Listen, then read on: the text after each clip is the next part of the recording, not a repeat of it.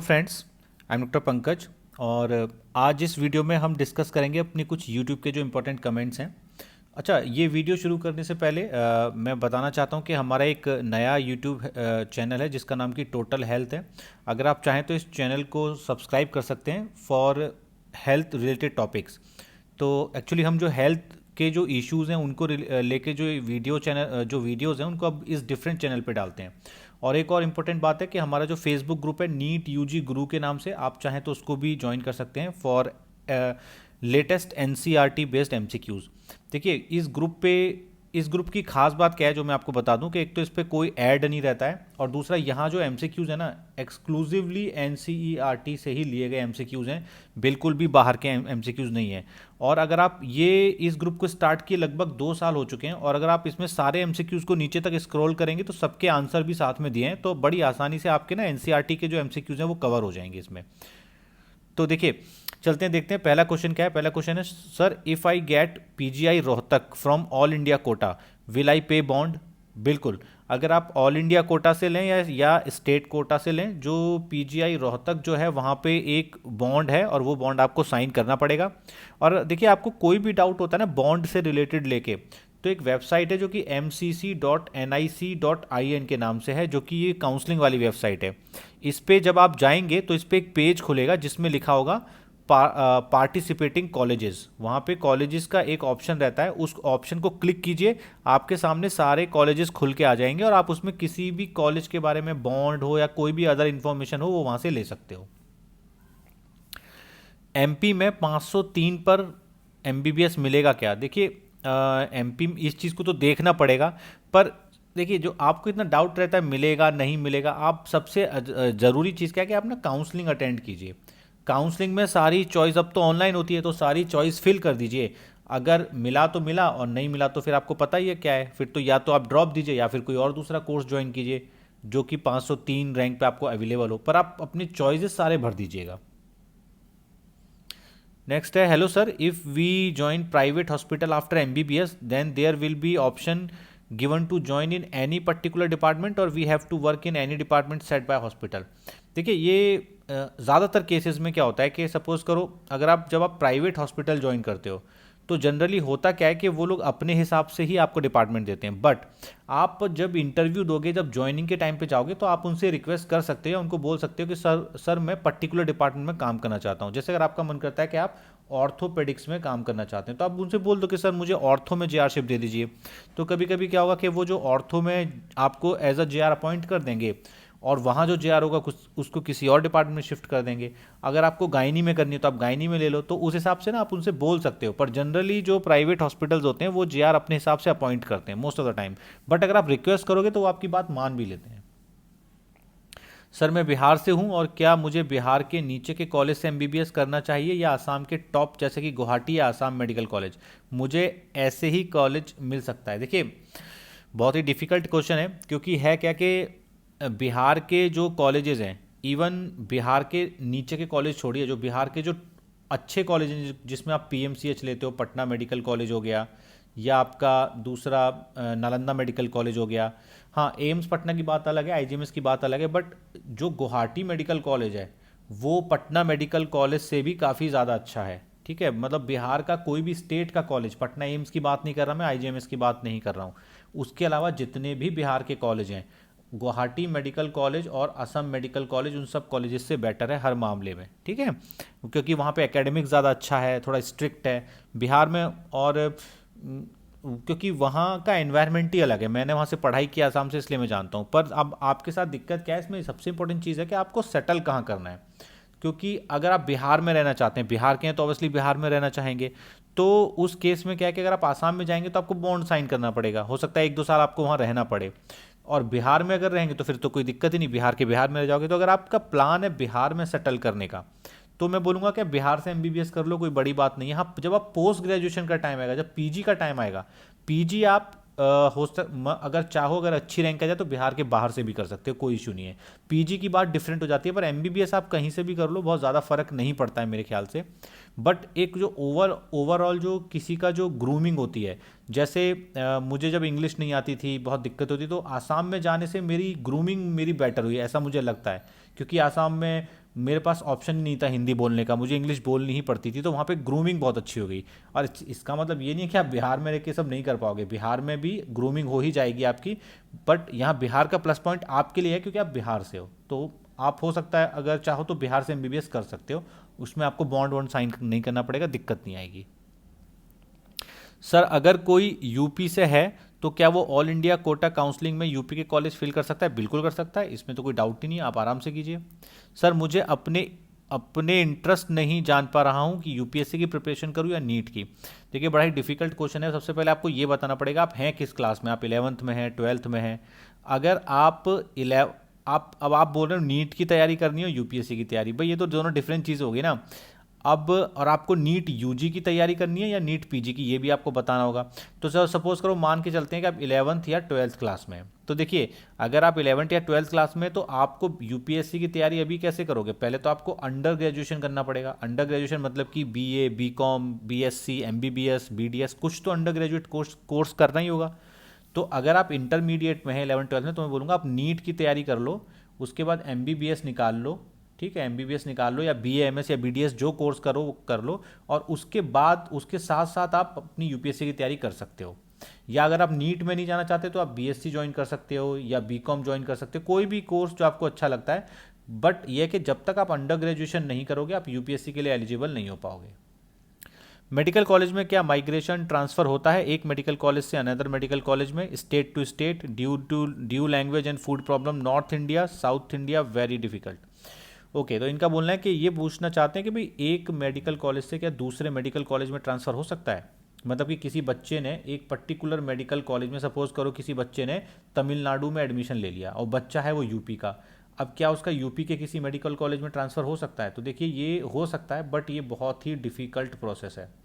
अगर जब मुझे याद है 2007 में एक किसी ने ट्रांसफ़र लिया था हमारे कॉलेज में, तो उसके 3 क्राइटेरिया होते हैं। वो मेडिकल काउंसलिंग ऑफ जो काउंसिल ऑफ इंडिया है उसके क्राइटेरिया हैं, अब जिसको एनएमसी के नाम से जानते हैं। उस टाइम जो 3 क्राइटेरिया थे, पहला क्राइटेरिया था कि या तो आपका फैमिली में कोई ऐसा इशू है, जैसे कि आपके फादर एक्सपायर कर गए, आपकी मदर अकेली हैं, आपकी सिस्टर अकेली हैं, उनको संभालने के लिए आपका वहाँ होना ज़रूरी है। एक तो इस कारण, इस बेसिस पे आप ट्रांसफ़र ले सकते थे। या आपको कोई ऐसी बीमारी है, कोई ऐसी डिजीज़ है जिसका इलाज उस मेडिकल कॉलेज में संभव नहीं है जिसमें कि आप पढ़ाई कर रहे हैं, तो आपको ऐसे मेडिकल कॉलेज में ट्रांसफ़र दिया जा सकता है जहाँ की उसका उसका कोई मतलब उस बीमारी का इलाज संभव हो। और तीसरा है थ्रेट, आपको कोई ऐसा थ्रेट है उस मेडिकल कॉलेज में जिसकी वजह से आप वहाँ नहीं रह सकते हैं। तो इन 3 में से अगर एक भी क्राइटेरिया फुलफिल होता है तभी आपको ट्रांसफ़र दिया जाएगा, और उसका बहुत लंबा चौड़ा प्रोसीजर होता है। पहले तो आप जिस कॉलेज में पढ़ रहे हैं वहाँ से आपको एनओसी लेनी पड़ेगी, नो ऑब्जेक्शन सर्टिफिकेट। फिर जिस कॉलेज में आप जा रहे हैं उस कॉलेज से भी आपको एनओसी लेनी पड़ेगी, नो ऑब्जेक्शन सर्टिफिकेट। फिर आपको एक एमसीआई, जिसको आप एनएमसी के नाम से जानते हैं, वहाँ से भी परमिशन लेनी पड़ेगी, तब जाके ये प्रोसेस होता है। इसमें बड़ी भागदौड़ लगती है, तो होता तो ये काफ़ी डिफ़िकल्ट है। अब इनकी दिक्कत आ रही है कि इनको लैंग्वेज में दिक्कत आ रही है, फूड की प्रॉब्लम आ रही है। तो देखिए दिक्कतें तो इंसान की कभी ख़त्म नहीं होने वाली, ठीक है, दिक्कतें इंसान की कभी ख़त्म नहीं होंगी। तो आप ये दिक्कतों को भूल के ना उनको ओवरकम करने की कोशिश कीजिए वहाँ की थोड़ी थोड़ी लैंग्वेज सीखने की। जब आपने नीट निकाल लिया है, मतलब आपके अंदर दिमाग तो अच्छा खासा है, तो आपको एक लैंग्वेज सीखने में क्या दिक्कत आ रही है ना। तो इसीलिए मुझे लगता है कि आपको इसकी नीट की जो तैयारी जो आपने की थी उसी तरीके से, उसी डेडिकेशन के साथ वहाँ पे थोड़ा लैंग्वेज सीखने की भी कोशिश कीजिए। और खाने का जहाँ तक है, जैसे हम लोग को भी खाने के साथ दिक्कत आती थी, बट जिस भी शहर में आप रहते हो ना उसमें एक दो जगह तो ऐसी मिल जाती हैं जहाँ आपके मनपसंद ठीक ठाक खाना मिल जाता है, चाहे वो कोई भी स्टेट क्यों ना हो। और थोड़ा बहुत खुद से भी कुकिंग करने का ट्राई करो, हम लोग भी खुद से कुकिंग किया करते थे। तो 4.5-5 साल ही काटने, पर एमबीबीएस इतनी बड़ी चीज़ होती है कि उसके लिए ये सेक्रीफाइस किया जा सकता है। तो कोशिश करो, स्ट्रांग बनो, आप कर पाओगे, इसमें कोई दिक्कत नहीं आएगी। सर 8th क्लास से कौन सी किताब पढूं और स्टार्ट करूं? तो ये पूछना चाहते हैं 8वीं क्लास में है और क्या पढ़ना शुरू करें। तो आप अभी जो आपकी जो एनसीईआरटी जो है उसी पे फोकस कीजिए, उसका जो साइंस और मैथमेटिक्स है उसको अच्छे से कीजिए, और आगे जब 9th में 10th में जाएंगे तब धीरे धीरे और शुरू कीजिएगा। बट अभी तो आप उस पर ही महारत हासिल कर लीजिए, बहुत बड़ी बात है। Is it compulsory to go home in holiday? बिल्कुल नहीं होता। इनका कहने का मतलब अगर आप एमबीबीएस कर रहे हैं, बीएमएस कर रहे हैं, बीडीएस कर रहे हैं, तो जब हॉलीडेज़ आते हैं, जब छुट्टियां पड़ती हैं, तो क्या आपको घर जाना कंपलसरी? बिल्कुल नहीं। इवन मुझे एक बार मिली थी 10 दिन की छुट्टी, मैं 10 के 10 दिन घर नहीं आया था, मैं अपने हॉस्टल में ही था। और वो हॉस्टल में मैंने खूब इन्जॉय किया था, पूरे 10 दिन मैंने फुल टाइम मूवीज़ देखी थी और खूब खाना खाया था मंगा मंगा के। मेरे एक दो दोस्त भी थे, पूरे हॉस्टल में हम लोग 6 या 7 लोग रुके हुए थे पूरे हॉस्टल में, जबकि हमारे हॉस्टल की कैपेसिटी थी लगभग 200, लगभग 200-250 लोग सब गायब थे और हम कुछ ही लोग हॉस्टल में थे और हमने बहुत इन्जॉय किया था। सर प्लास्टिक सर्जन कैसे बनते हैं, salary in government corporate hospital क्या होती है, डिफ़िकल्ट वर्क आवर्स। देखिए प्लास्टिक सर्जन बनने के लिए सबसे पहले आपको एमबीबीएस करनी पड़ेगी। एमबीबीएस जब आप कर लोगे उसके बाद आपको क्या करना पड़ेगा, नीट पीजी निकाल के एमएस जनरल सर्जरी पास करनी पड़ेगी जो 3 साल का है। फिर आपको नीट एसएस एग्ज़ाम देना पड़ेगा सुपर स्पेशलाइजेशन का, फिर वहाँ से आपको मिलेगा एमसीएच इन प्लास्टिक सर्जरी जो कि 3 साल का कोर्स होता है। तो एमसीएच करने के बाद आप एक फुली फ्लेजेड प्लास्टिक सर्जन बन पाएंगे। और सैलरी देखिए, आप अगर पहले के भी वीडियो जाके देखेंगे, मैं हमेशा बोलता हूँ गवर्नमेंट सेटअप में सैलरी ऑलमोस्ट फिक्स रहती है। एसआर की सैलरी मैक्सिमम 1.2 लाख मिलेगी आपको, मतलब 1,20,000। और जब आप एसोसिएट प्रोफेसर बन जाएंगे, असिस्टेंट प्रोफेसर, तो सैलरी मैक्सिमम 2.5 से 3 लाख या 3.5 लाख तक जाती है। और देखिए कॉर्पोरेट हॉस्पिटल में तो कुछ मतलब ही नहीं है, वहाँ तो जितना अच्छा आपका काम है उतने ज़्यादा आपको पैसे मिलेंगे। मैं ऐसे भी प्लास्टिक सर्जन्स को जानता हूँ जो 5 से 10 लाख पर मंथ आराम से कमा लेते हैं, तो वो डिपेंड करता है इन सब चीज़ों के ऊपर। सर अगर किसी को टाइप 1 डायबिटीज़ हो तो वो क्या एमबीबीएस के बाद गवर्नमेंट जॉब कर सकता है? देखिए क्वेश्चन बहुत अच्छा है, मैंने पहली बार ये सुना है। इस पर मैं रिसर्च करूंगा और पक्का आपको इसका आंसर दूंगा। बट अभी तो मुझे लगता है कि ऐसा नहीं है कि टाइप 1 डायबिटीज़ के चलते आप एमबीबीएस कोर्स ना ज्वाइन करें, बट इसका आंसर मैं दूंगा आपको। काफ़ी अच्छा क्वेश्चन है ये। सर हम हिंदी मीडियम यूपी बोर्ड से हैं, तो नीट के एग्ज़ाम हिंदी मीडियम से ही दें या इंग्लिश में कन्वर्ट करने के बाद प्रिपरेशन करें?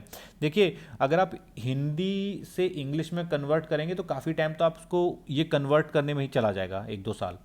तो बेटर है कि आप हिंदी में ही तैयारी करें और हिंदी में ही इसको एग्ज़ाम को क्लियर करने की कोशिश करें। हिंदी की बुक्स अरेंज करें, ठीक है, बहुत सारी बुक्स मार्केट में अवेलेबल हैं, एलन के हिंदी के नोट्स भी मिल जाएंगे, वो सब कलेक्ट करें और आप हिंदी में तैयारी करें, बेटर रहेगा। नहीं तो इंग्लिश में फिर आपको दिक्कत आने लगेगी। और एक बार अगर सिलेक्शन हो गया नीट में, तब एमबीबीएस का जो मेडिकल कॉलेज होगा उसमें कोई दिक्कत नहीं आएगी, उसका टेंशन आप मत लेना। बट अभी के लिए मैं बोलूँगा कि आप बेटर है आप हिंदी में तैयारी करो। Sir can please share some knowledge with good DNB ortho hospitals with good clinical exposure. तो ये पूछना चाहते हैं कि जो डीएनबी के जो ऐसे हॉस्पिटल्स का नाम बताइए जिनमें कि अच्छी क्लिनिकल एक्सपोजर है। तो देखिए मेरा क्योंकि मैंने एमएस किया है तो डीएनबी के बारे में मैंने रिसर्च कम ही किया था, पर हाँ मैं बताता हूँ कुछ कॉलेजेस हैं, जैसे जबलपुर में जो टाटा वाला कॉलेज है ना, काफ़ी अच्छा है, वहाँ पे कटिंग भी मिलती है और उनका एक्सपोजर भी बहुत अच्छा है। और जैसे बात करूं, अब जैसे दिल्ली का ही ले लो, दिल्ली में सर गंगाराम हॉस्पिटल है, वहाँ वर्कलोड ज़्यादा है, आपको इंडिपेंडेंट सर्जरी नहीं मिलेंगी, बट आपको जो एक्सपोजर मिलेगा वो अच्छा मिलेगा। ओके, उसके बाद एक हरियाणा में एक बीपीएस मेडिकल कॉलेज है, ठीक है, बीपीएस मेडिकल कॉलेज है, वो भी बहुत बढ़िया है। तो देखिए मैं बोलूँगा जब भी आप डीएनबी ऑर्थो लें ना, तो सबसे पहले कोशिश करें डीएनबी ऑर्थो अगर आपको गवर्नमेंट मेडिकल कॉलेज में मिल जाए तो, जैसे कि हिंदू राव मेडिकल कॉलेज हो गया दिल्ली का, हरियाणा का बीपीएस मेडिकल कॉलेज हो गया, ठीक है। जब मेडिकल कॉलेज में अगर नहीं मिल पा रहा है तब आप कोशिश करें गवर्नमेंट हॉस्पिटल्स में लें। ओके, गवर्नमेंट हॉस्पिटल्स में भी जैसे रेलवेज़ के कुछ हॉस्पिटल्स हैं जहाँ पे डीएनबी ऑर्थो होती है। उसके बाद अगर वो भी नहीं मिलती तब आप प्राइवेट हॉस्पिटल्स को सबसे बाद में लें।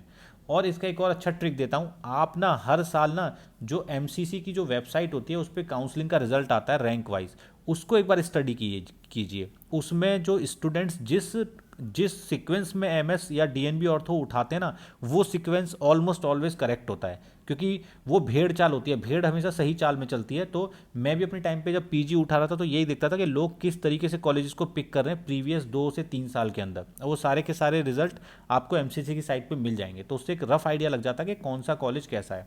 और एक और बात है, जिस कॉलेज में आप या जिस हॉस्पिटल में आप जाना चाहते हैं तो वहाँ एक बार घूम के आइए, ट्राई कीजिए, वहाँ के किसी भी डीएनबी रेजिडेंट से आपकी बात हो जाए तो वो आपको बेटर एक्सप्लेन कर पाएंगे।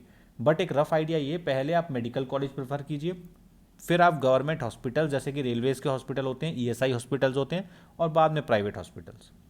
तो इस वीडियो को यहीं पे एंड करते हैं। Thanks for watching my video.